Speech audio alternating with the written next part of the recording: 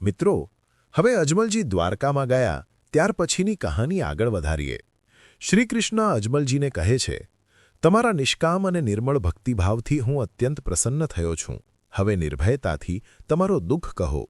ત્યારે અજમલજી હાથ જોડીને કહે છે, પ્રભુ, આ સમયમાં મારવાડ અને મેવાડ દેશમાં ઢોંગી ફકીરો અને ધૂતારાઓ ભોળા હિન્દુ ભક્તોને ભરમાવી ધર્મભ્રષ્ટ કરે છે।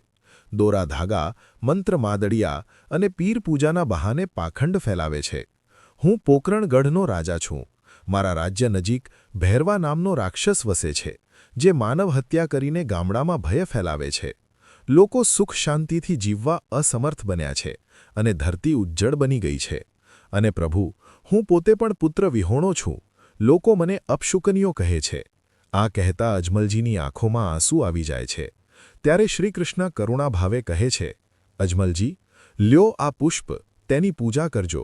તેના પ્રતાપે તમને પુત્રની પ્રાપ્તિ થશે। અજમલજી ફરી કહે છે, પ્રભુ, મને તો આપના જેવા પુત્રની ઈચ્છા છે। ત્યારે કૃષ્ણ ભગવાન બીજું પુષ્પ આપતા કહે છે, બીજું પુષ્પ અર્પતા સ્નેહથી ઉચ્ચારે યદુરાય, હું આવીશ તમ આંગણે કુમકુમ પગલા થાય। જ્યારે કંકુના પગલા સાથે હું તમારા આંગણે પ્રગટ થાઉં, ત્યારે જાણજો કે મારું પ્રાગટ્ય થયું છે। પ્રથમ પુત્રનું નામ વીરમદેવ અને બીજા પુત્રનું નામ રામદેવ રાખજો। સાથે અભય અંચળો, વીર ગેડીઓ, અમલબીલી અને રતન કટોરો આપી કૃષ્ણ ભગવાન અજમલજીને આશીર્વાદ આપે છે। અજમલજી દંડવત પ્રણામ કરે છે અને ક્ષણમાં જ સમુદ્ર કિનારે પહોંચી પોકરણગઢ તરફ પરત ફરે છે।